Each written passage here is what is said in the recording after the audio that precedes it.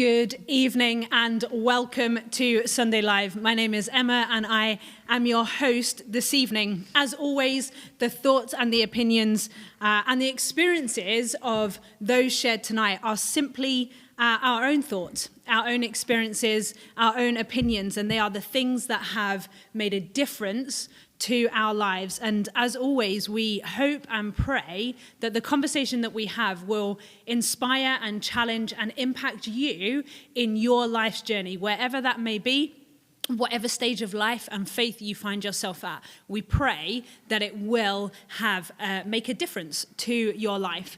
Now, for full transparency, here on the Isle of Man, currently happening is something called Port St Mary Beach Mission. And because that is happening, it means that my guests and the behind the scenes team are all involved in some way, shape and form. That means we're currently not live. We pre-recorded this earlier in the month so that you could still have your dose of Sunday Live, but we're not here sat in the room now. So any questions or thoughts you might have, you can feel free to send them in, but we won't be sharing any of those because we're not here. So just so everyone knows, but hopefully, despite the lack of liveness that we have going on, you will still enjoy our conversation. Now, to go straight to the Bible, in the New Testament, in a book called Philippians, so it was a letter written by a guy called Paul to a church in Philippi, and there's a verse that I just want to focus on in the very beginning. It's in chapter 1, verse 6, and it talks about being confident of this, that he who began a good work in you will carry it on to completion until the day of Christ Jesus. And this is as we continue, and in some ways, this will be the last one of our series on habits. And that verse is just reminding us that what God starts, he finishes. He doesn't abandon us. He doesn't walk away. He doesn't just leave us to our own devices. And because you are watching this evening, God has started something in you. You are on a journey. Maybe you have been a Christian for 20 years. Maybe you haven't yet made that decision. But either way, we all find ourselves on a journey. And this verse reminds us that God will complete that work, that he's not going to walk away, but we can be confident that he is on this journey with us. He won't desert us, but he is going to stick with you. He's going to stick with me as to where we are at in our relationship with him.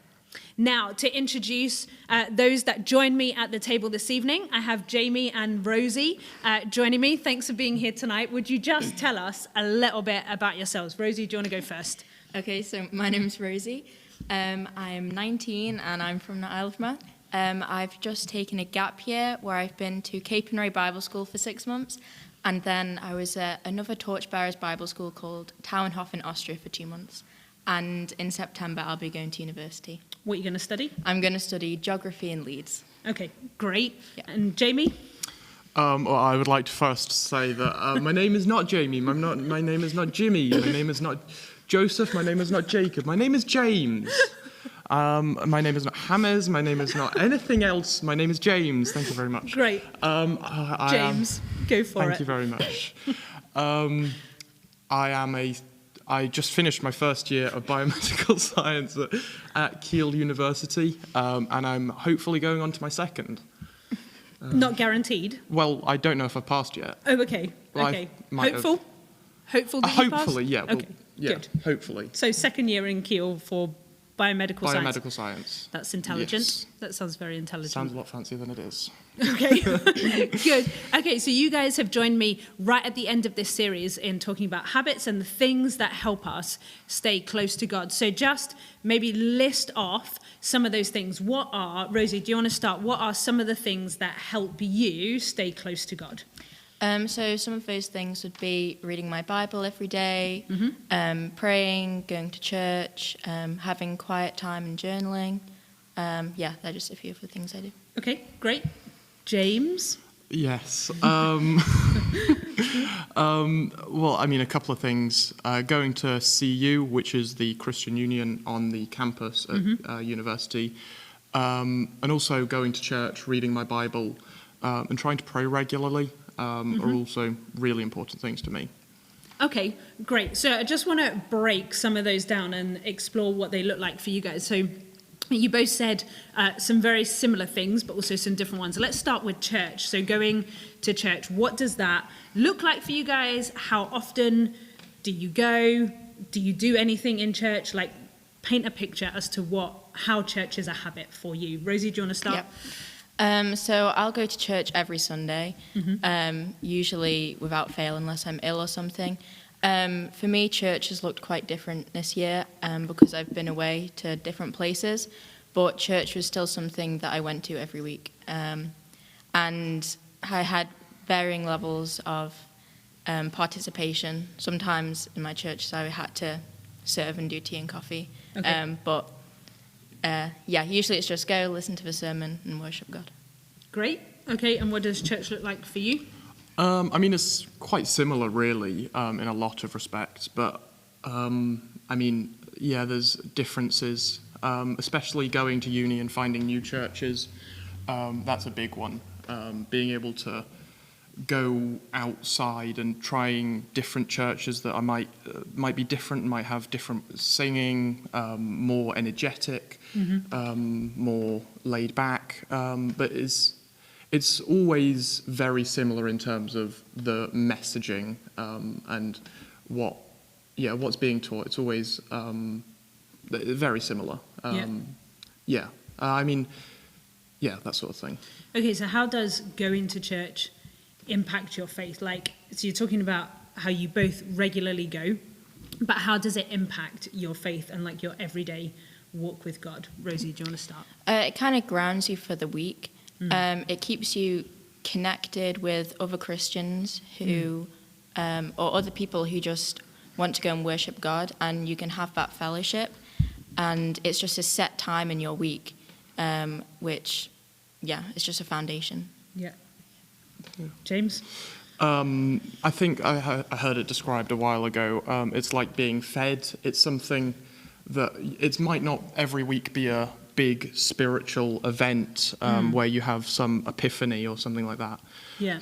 But it's something that you'll notice when it doesn't happen, and when you don't go to church, which I occasionally do at uni.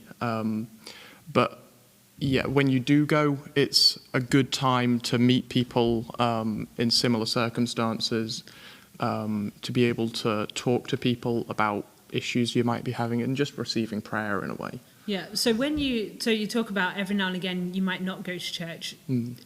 How does that feel? Like, is that like a weird thing, or is it just something that you just don't do? Like, does that shift anything for you? I mean, it's weird. It feels empty almost.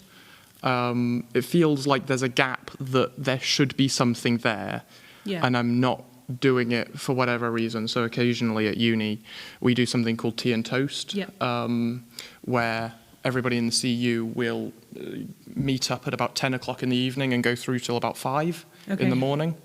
And we'll just be in the chapel in the centre of campus, and we'll be giving out pieces of toast, cups of tea, to all the people coming out the SU, which is a student union, which is basically just the bar. And so we'll be giving that out, and it's just a really good time to talk to people. But it is exhausting. So often I'm not able to go to church afterwards because I'll have had like 3 hours sleep. But I do find when I'm doing that, because I've spent so long the night before with people, it sort of helps me fill that. But yeah, I think it's very definitely a void that there should be something there, and I feel that it's not. So for both of you, in kind of what you're communicating, in that church is very much about the people that you find yourself surrounded by, and if you don't have that, there is something missing in, I think, did you use the word fellowship, and having that time. So is it important to surround yourself with other Christians, do you think? Yeah, I would say it is important because you need to have people who can support you and Yeah. who can hold you accountable. And through that, you can all people can spiritually grow. Yeah. But going to church also isn't just about that, because you need to be spiritually fed during the week. You need to have some sort of input. You need to be learning something, and reading your Bible at home is great, but I think you need to have something a little bit more. So do you do anything outside of a Sunday morning when you go to church? Do you have any other engagement in church outside of that, in like the middle of the week? In middle of a week, you mean in fellowship with people? Yeah. No, not Okay. right now, no. Did you when you were Yes, before? I did. Okay. Yeah. So while I was at Bible school, Yeah. there was many different things we'd do. We'd have worship nights, we'd have Bible study groups. We'd have other little groups we connect in, and you Yeah. can talk through your struggles or any questions you may have. Yeah. So that's kind of what you're saying, that CU was CU was like for you as well. It's like that midweek thing Yeah. of connecting with Christians, Yeah, right? definitely. Because I mean, we have the main CU meeting, which is essentially a mini church service. Yeah. It's very similar to a church service. But then we also have what we call impact groups, which are essentially house groups. Right. So we'll all meet up in somebody's house. And sometimes it'll be an organised Bible study that we have. But very often it'll just be, we might start with a Bible study, but then we'll just get completely sidetracked. And we'll go off on the most random tangents. It wouldn't be you in a group if there wasn't a tangent somewhere along the line, James. But yeah. We can be discussing anything at that point. And it's really, that's another instance of just being an opportunity to meet with other people in a similar situation to me, and just being able to talk about problems that you might have, things that need prayer, problems that you just need to talk about and get off your chest. And it's a really good opportunity to be able to do them in a place that I often find difficult to talk to people about faith and that sort of thing.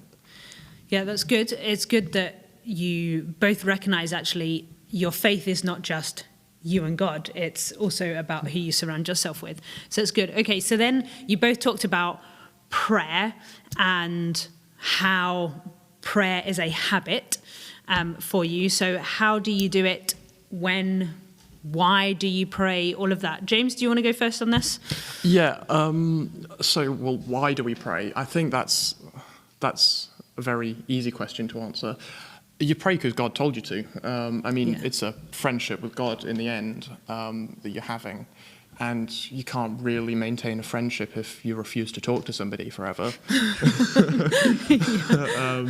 That's one reason why you should pray, just to maintain the friendship. But it's also an opportunity to talk to somebody that understands you. And it's often I find personally, after I've spoken about something, I feel comforted about it. So one of the ways I pray personally is after I've done something and I'm just walking alone normally, but I'll just talk to myself. I probably sound absolutely crazy if somebody were to have like a secret microphone on me or something. I would sound crazy, but it makes sense in my head, which a lot of things do. So do you talk out loud or do you talk in your head? I talk out loud. I find it just helps me think about my thoughts more easily than if I just keep it in my head. I'll be thinking, this thing I'm thinking about, and I need prayer for this. Oh, but what about the shopping list? What do I need for lunch tomorrow? And I just find it so easy to get sidetracked. You're a verbal processor. Yeah, I'm very much a verbal processor. So it just helps me to maintain one train of thought, and just it's more comfortable. It helps comfort me a lot. Yeah, so that's one of the ways I pray. But another way of praying, I'm probably strange for this, but I'll pray about anything, even something like what did I think earlier? I was praying, thank you that I don't have a blocked nose. Yeah. Because when you have a blocked nose, you don't think about when it's not, and you thank God for that. And it's important that we think about the things that we're thankful for, that you don't often think. The details of life. The right? details of life. That you would think, well, that's not something I would think about, so why should I? That's just normal. Why is that a extenuating circumstance? So, but we really should pray for that, because that God does all of that in our lives. He gives us that, but often we don't think about it. Yeah, that's great. Rosie, how about you? How do you pray? Why do you pray? What do you pray about? All that kind of stuff. I just pray whenever I feel like it, honestly. I have set times in the day that I pray. So I'll pray the Lord's Prayer in the morning as soon as I get up, and I have a set time for praying before I go to bed, and in which I have specific people or things I'll pray for. But I'll just pray for anything and everything, anything that comes to mind. I like to start off my prayers in the evening with thanks and praise, because otherwise I think my prayers can be too self-focused. And I like It's not surprising. Let's just keep going, shall we? And I'd like to turn it away from that and focus on God. Great. So you mentioned that you start the day with the Lord's Prayer. Yeah. Wonderful interjection, James. Thanks. Why do you start with the Lord's Prayer? Like, why that? Yeah. Well, it's just how Jesus teaches us how to pray. And I think it's important to start my day off thinking about God and praying. And it's something that is so ingrained in me now that I'll jump out of bed, and that's the first thing I think of doing is praying. And, you know, in the Lord's Prayer, it says, give us this day our daily bread. And for me, that's just something that tells me I should be praying this prayer every day. Yeah. And it just kind of sets me up for the day. How long have you been doing that? Over a year. Why did you start? Where did that come from? Yeah. I think I must have heard it in a sermon, honestly, in church. I don't remember because it was so long ago. Yeah. And it's just something that I started doing. And I used to have reminders on a notice board in my room, but I just don't need that anymore. Because it's just so habitual for you. That's great. That's really great. And it's really interesting that you both pray in two completely different ways, actually, which is just kind of proving that when it comes to talking to God, when it comes to prayer, actually do what feels right for you, do what feels comfortable for you. Like, you're a talk out loud kind of person. I think I would be similar, but I also enjoy sitting quietly with God, and you're very much maybe more similar to that, in that you would be on the quieter end of it than verbally processing your thoughts. Go on. Yeah, I think a lot of people, at least people that I've spoken to, they think prayer, it has to be some big thing where you go in front of an altar and you're bowing down and you have to make yourself holy and that sort of thing. But Which it can be. It can be, that's certainly one way that that some people feel most comfortable praying. But it really doesn't have to be. What is it? There's the verse that says you could lock yourself in your room and nobody else sees you praying, and God would hear it. Yes. So even if you're just thinking it, you don't have to say it out loud. It's really not a big thing that it has to be, that a lot of people seem to think it is. But it's important. Yeah. But it's not the most. It's not a grand gesture. Yeah, it's not a grand gesture. We can normalize it in just a conversation, however that conversation looks. It can be anything. Yeah, great. Which I think is a really good segue into, Rosie, you were talking about kind of quiet time and journaling. What does that mean? What does that look like for you? Yeah, so quiet time for me, normally I'll just go to a quiet place where I am. So right now at home, that's my room. And I'll have my journal and I'll have my Bible. And if I'm journaling during my quiet time, I will write down prayers, I will write down thoughts and how I'm feeling or things that are going on in my life. And then I'll hand them to God. I'll read some bits in my Bible. That might be a chapter or just some verses, and I will make notes on it and reflect on that, and I'll sit and pray. So when you say that you reflect on whatever you've read in the Bible, what do you mean by reflecting on it? Yeah, so if anything in the passage that I've read sticks out to me, Yeah. I'll write that down and write why it stuck out to Yeah. me, or if anything speaks to me. But if nothing jumps out at me immediately, which quite often that is the case, I'll just write down key points from the chapter Yeah. and just write about them, see if they're applicable to me, Yeah. and how can I apply them to my life. Yeah. So, for example, I was reading in James the other week, and it talks about, one of the chapters talks about favoritism Yeah. and having favorites. And I realized in my own life Yeah. that I do favor some people over others, and that changes how I act towards them. Right. And so through reflecting on that, I can then realize what I need to change in my own life. So how do you then, I guess, pray about that and talk to God about that and Yeah. about trying to change that and how you naturally are? Because I think you're talking about something that's natural for you, isn't Yeah. it? To maybe have an element of favoritism. So it would be correcting that. Just out of curiosity, when you have your quiet time and you pray, so at the moment it's in your room, do you always sit in the same place? Or do you sometimes is that not a thing for you? Not at the moment, no. Right, okay. If I'm in my room, there is Yeah. a place I tend to sit. Okay. That's on the floor.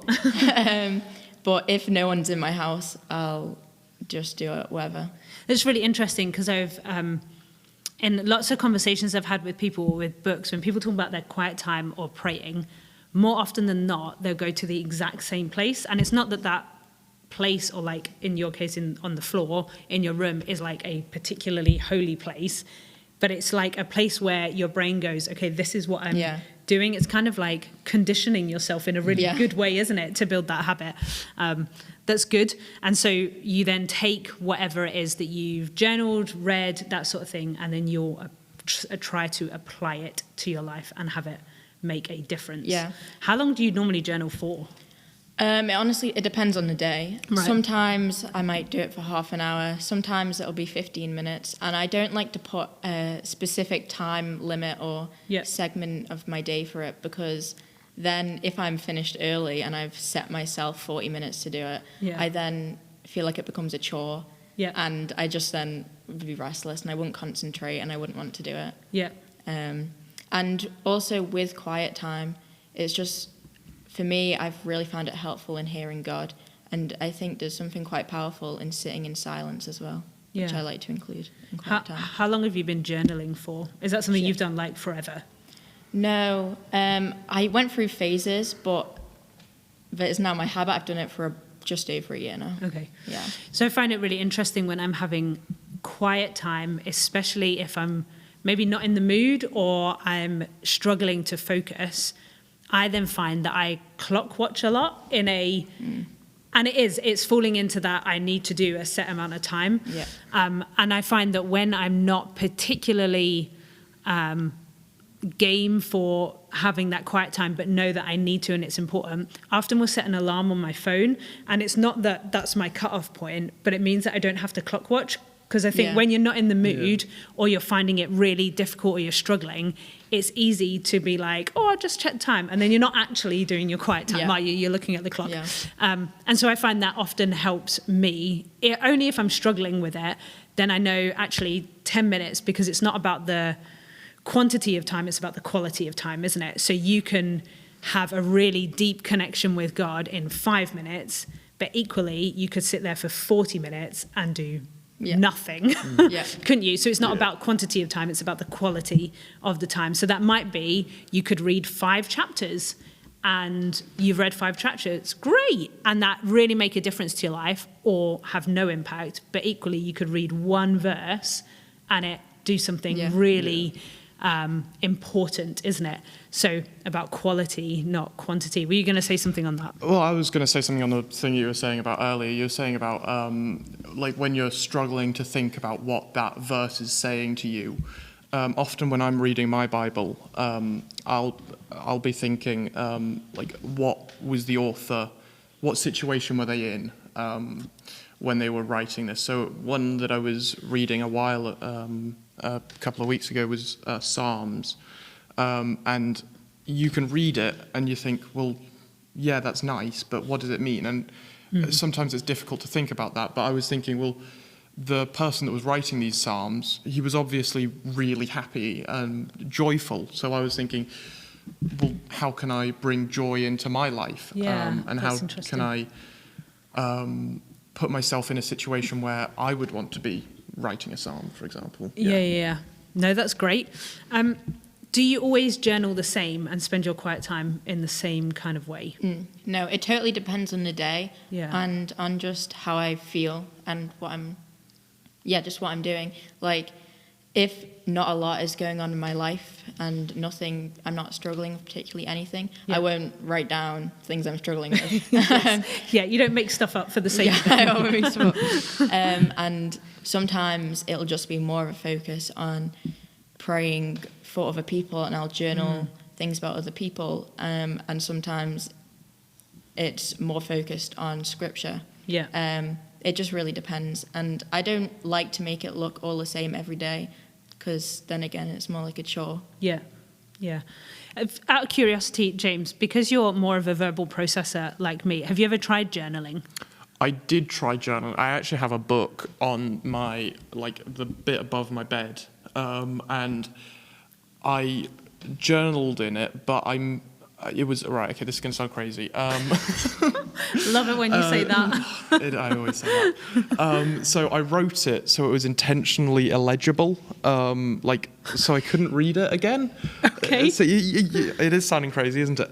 But a little bit. But I found that actually helped me to do it, because I knew that I wouldn't have to think about it again. It's sort of like when I was speaking it and talking about it just on my own. I knew that once it was out there, it was out there, but I knew that it wouldn't come, I wouldn't hear about it again. So when I write about it, I know that I'm never going to have to think about it again. Yeah. And it could be something silly that I did that day, or something that I don't want to remember. So it's quite freeing for you then, in that sense. That's the word I was looking for. See, I like to look back on the things I've journaled. I like to look back on the prayers and see how God has moved in those situations. And I like to journal when God has answered my prayers, so I can look back and see God's faithfulness. Yeah. And because it encourages me. Yeah. Because sometimes I look back on my life and think, oh, well, when has God ever helped me? When's he ever spoken to me? Yeah. So I like to read back and look, because it's encouraging. Yeah, that's great. But I mean, I often can look back at it. I'll recognise sort of squiggles I remember writing.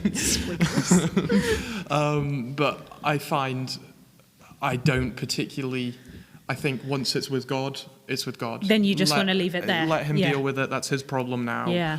I'm sure he can deal with it. But yeah, I feel like it's something I don't want to remember. Yeah, often. and that's fine. I think it works differently for different people, isn't it? And that's a good thing. We're all so individual and unique that in the way that I journal is totally different from the way that you journal and from yourself. So even the way that all three of us would pray is very, very different. Yeah.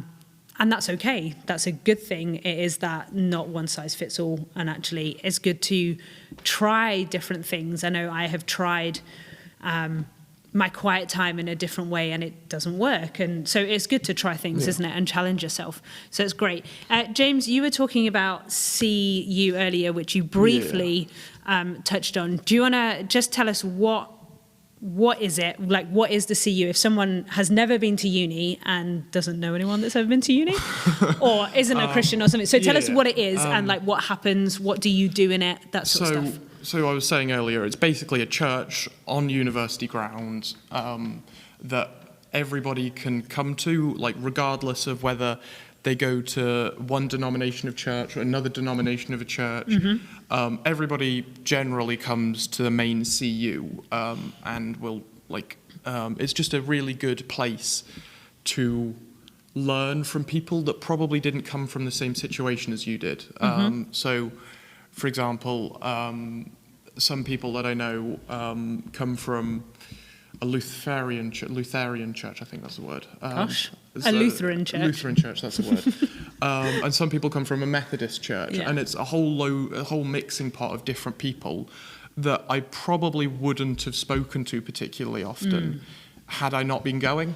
Yeah. So it's just a really good place to talk to somebody about a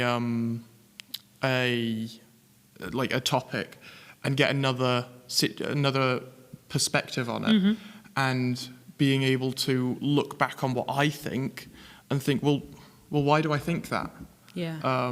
And so I go over what I think, why do I think it, and then I go back through the Bible, and I mean that's the most important thing. And often I'll do this with the person that I was talking to. Yeah. And I'll be, well, why do you believe this? Well, it says this thing here, and I'll say, well, it says this thing here, and we'll talk about it. And both me and somebody else that I would be speaking to, we would both come to a better understanding than what we would have if, for example, we had both just not gone to see you, or if even one of us hadn't gone to see you. Yeah. So it's a really good place to learn new things and reinforce the things that you do believe that are correct. Yeah. So what are some of the, I don't know if activities, events? What sort of events does the CU do? So like I was saying earlier, we do tea and toast. That one's not a particularly regular one. So we'll do that when there's, say, a big sporting event on, or it's Halloween. We did it. Do you at dress Christmas. up? Do you dress up? Well, funny you ask that. I have dressed up as an inflatable T-Rex and given hot pieces of toast to drunk students at 4 o'clock in the morning. Nice. That is. You must be a terrifying T-Rex at like 6'4". Those T-Rex costumes are not designed for people my size. But yeah, it's funny things like that I'm going to remember for a long time. And so now whenever I see an inflatable dinosaur costume, I'm thinking CU. So I'm thinking, well, what's God done? So it's just another thing that sort of, that dog whistle that I remember because I often find it's quite easy on a Monday to, after we've gone to church, we've had Sunday, and then we're back at work on Monday or back at school or whatever, and Sunday's behind us and we're not doing that anymore. So it's important to have things that remind us that we're Christian almost. It sounds bad. It sounds really bad. But it just reminds you to... Yep. Reminds you to think about that sort of thing. Encourages you to continue to think about it and be aware of I sound God. like a terrible Christian at the moment. No, it's not, isn't it? Because it's really easy to get wrapped up in life and to become consumed by whatever it is that you are doing. And I'm a firm believer that actually God places people in our lives, and whether that's people in a CU or elsewhere, that he places people in our lives to help keep us on that straight and narrow path, that he puts people around us to inspire us, but also challenge us, that actually that we say that we love God, we say that we're Christians, and there is a challenge to not just fall into, like the Bible would talk about it, falling into the patterns of this world, isn't it? Yeah. So actually it's really easy to begin to do things or behave in a way or live in a way that the rest of the world would, but actually God calls us to a higher standard. And sometimes, because we are fickle human beings, and sometimes we need reminding of that. And so I get what you're saying, that it's not about that you forget that you're a Christian, but actually it's reminding you of who you are living for and the way that you live, isn't it? It badly. You're welcome. Okay, so has being a part of the CU, has that stretched your faith, would you say? I would say it's definitely strengthened it. I think university and generally big change like moving house, moving to the Isle of Man, moving anywhere, Yeah. doing anything big, it's an easy time to lose your faith and lose something that's important to you, because you've got so many other things going on in your life. You're thinking, well, new people, new stuff.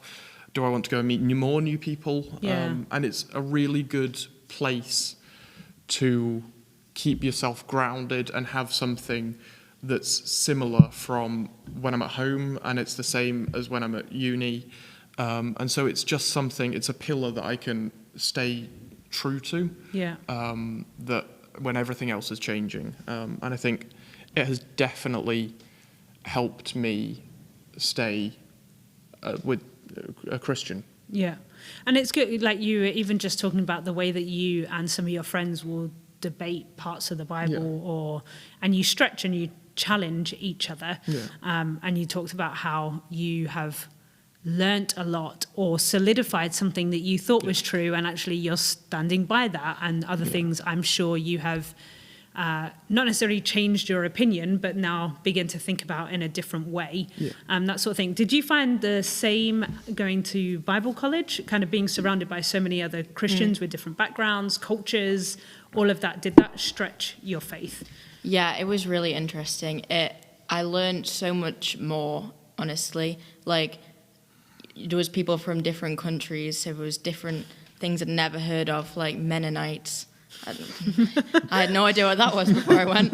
And just the different opinions, and it led to really great discussions and helped me think about things about Christianity in the Bible, which I'd not thought about before, which led me to be more questioning myself, which did strengthen my faith and did push me in more ways. Yeah, I think when we surround ourselves with, in particular, Christians that don't have the same background as us or just come from a different church, actually it can, if you put yourself in that position, it can lead you to think about, why do I believe what I believe? And not necessarily a foundational truth like Jesus is my Lord and Savior and that he died for me, not one of those, but like something else in our aspects of our faith. And it challenges you to think, well, actually, why do I hold that particular opinion? When you then meet someone who holds a totally different opinion. And it does, doesn't it? It stretches you because it challenges you in that kind of way. And so obviously you've both been challenged and stretched and even inspired by hearing what other people believe and why. And I think that's a really good thing. So finally then, my last question for you both is, what if someone is watching and listening and they haven't yet chosen to become a Christian, they haven't yet chosen to follow God, what would be your advice? So we've been talking about the habits and the things that we do that help us stay close to God. What would you advise them to do in their journey? Do you want to start? Yeah. My advice would be find a church and get grounded in it. Because going to church, it really helps build your foundation on knowing who God is, and you're surrounded by people who can encourage you and who can hold you accountable and who look out for you, which will really help you in your journey. And also with that, I just think finding a prayer rhythm. Just finding a prayer rhythm and just talking to God, not in any special way, just however you want to do it, because he's our creator and he wants to talk to us. He wants us to talk to him. Yeah. Great. James? Yeah. I mean, first of all, I think I pray for you. I hope you do become a Christian. People don't evangelize to you because they don't like you. They do it because it's the best thing that they can do for you. But I would say my advice would be find a group of people that are in similar situations to you. If they are Christians, then that's a lot better. That's so much better, because if you have a question, you can ask them and they'll go away and it'll help them, like I was saying with CU. That's one of the things that I was saying, it's helped me find people that are in a similar situation to me. But often it's a lot harder because people aren't going out to go and find somebody that's in a similar situation. So I would say go out and find somebody like that, because then it'll help you get to know God in your way, as opposed to, we can all go to a bishop or a priest or a pastor, and they'll definitely help, but I think a more personal connection will always help, and that'll always help you develop a more personal relationship. Great, amazing. And it's been so lovely to hear both of you talk about very similar habits, but in very different ways. So thank you so much for joining and just sharing some of your experience and your wisdom in what has worked for you and what hasn't worked for you. Thank you for joining us this evening. This was our last episode, I guess, in this series. So if you have enjoyed, I hope you have enjoyed listening to this series and hearing about the variety of habits that people have and how they do them. I hope that it has challenged you and inspired you to either try a new habit or pick up an old one.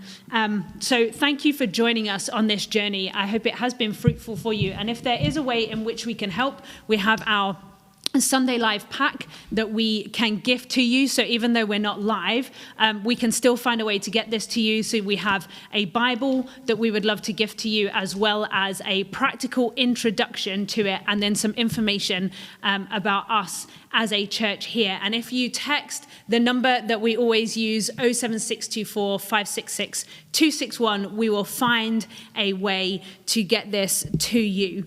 As this is the last in the series, I'm going to be taking a break through September, so you won't have long to wait. I will be back again on the 5th of October. So I hope you have a wonderful summer. Thank you for joining us here at Sunday Live. We have plenty of things going on over the summer here at Broadway Baptist Church, so do check out our social media pages, or you can check out our website, broadway.im, and find out what's going on. Once again, thank you for joining us here tonight. Have a great summer, and I will see you in a couple of months in October here on Sunday Live. Good night, and God bless.